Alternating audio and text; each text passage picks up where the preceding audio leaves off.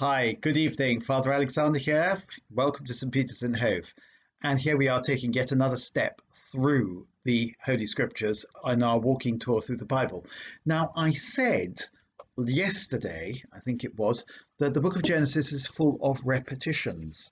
He didn't want to throw anything away, so they just kept it in.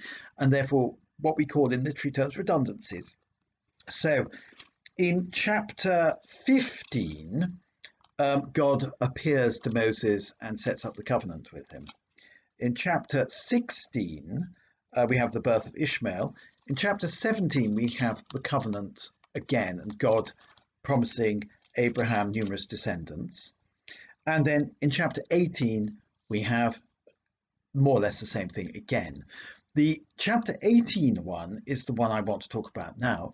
And it's the one that's really the one that we hear in church, although we hear the other ones too from time to time in church. It's the one that's been immortalized by the great artist Andrei Rublev in that famous icon of the three angels.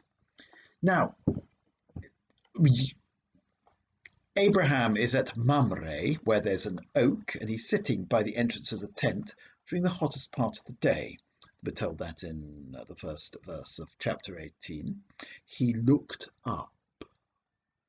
In the Bible, people are always looking up.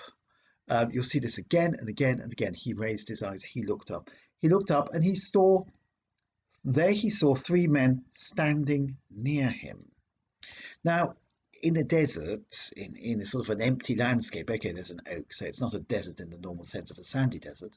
In an empty landscape, you'd see these people approaching from far away.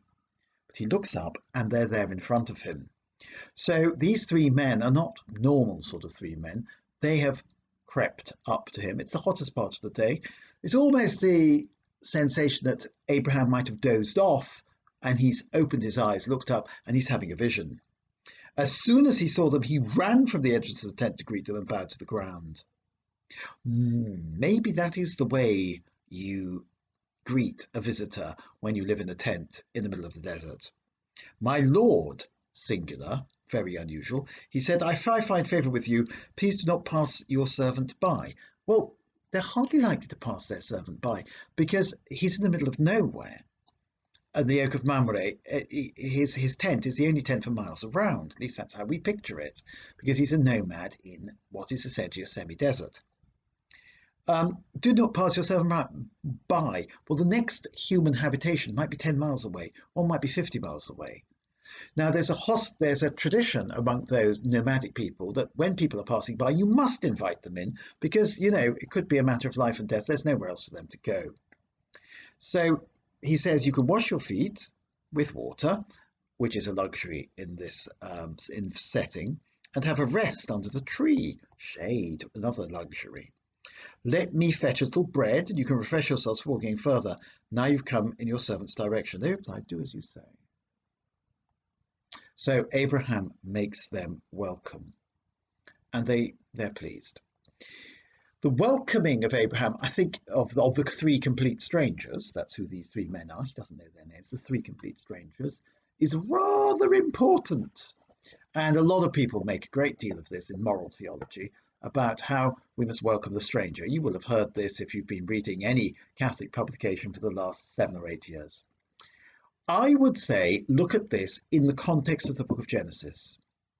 What we've had in the last few chapters is how God is going to give Abraham a son, and from this son will spring a great nation, too many to be counted. And this has often led people to say, oh, well, God is a tribal God, he's a family God, he's going to glorify the tribe. He's going to say to Abraham, he's saying to Abraham, I will make you top nation, to quote Seller and Yeatman. God is an Englishman. He has made the English the greatest on earth, or so some people once thought. We don't think that anymore. And similarly, he's saying to Abraham, oh, you're just a desert dweller, but I'm going to make you the top person. And therefore, Abraham represents success at the expense of everybody else. And the story of Ishmael also carries that connotation. Isaac will win out, Ishmael will lose out. Abraham and the children of Israel will triumph, other people will not be so lucky. All the other desert dwellers, they're all doomed to destruction or to being subjected to the children of Abraham. But here, Abraham is bowing down low and welcoming complete strangers, people who are not his kith and not his kin. So I think it's completely wrong to try and say that the God of the Old Testament is a tribal God, a nationalistic God, a God for some, for a tiny few, but not for the all.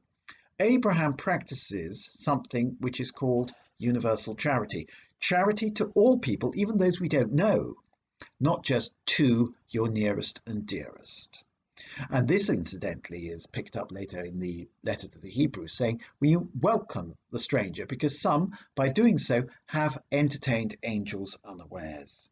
And these three are three angels who are the spokespersons of Almighty God, who are there to give him an extremely important message. So I think what we've got here right early on in Genesis is the idea that love, charity, the law, whatever you want to call it, the going out to others is universal. Blood is thicker than water. Yes, okay, we know that. But when it comes to the love of God, it's poured out on everybody. Abraham doesn't say, who are you? Are we related?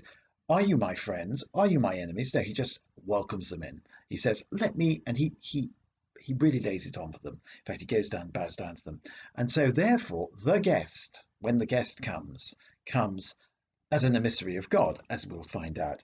But that means everybody can be an emissary of God. So what a beautiful universal theme there is to this 18th chapter of Genesis. We've just done the first few verses. We'll continue later. All the very best for now. Bye.